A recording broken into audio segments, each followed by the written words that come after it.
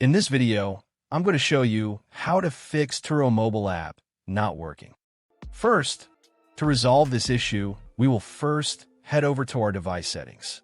From here, scroll down and tap on General. Once you're in the General Settings tab, look for iPhone Storage option and tap on it. Over here, you can either search for the app or you can scroll down and look for it. Then tap on the app. On the next screen, you need to tap on the Offload app option. A confirmation pop-up will come up. Now tap on the Offload app option here.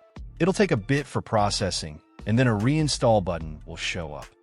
Simply tap on it to reinstall the app. This should resolve the issue, but if it doesn't, then you need to check if the app is running an older version. Head over to App Store. From here, double tap on this search icon in the bottom right corner, and then search for the app. Once the app comes up in the search result, and if you see this update button right next to the app, simply tap on it to make sure you're running the latest version of the app. However, if you continue to encounter this issue, then you will need to completely reinstall the app, which usually resolves the problem.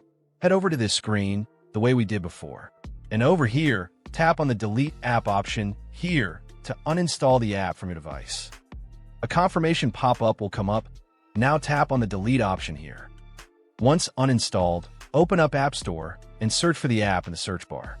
After the app comes up in the search result, simply click on this cloud icon to install it back onto your device. Hopefully, this resolves the issue. If it does, consider sending a super thanks to support our channel. And also don't forget to hit the subscribe button. We'll see you in the next video.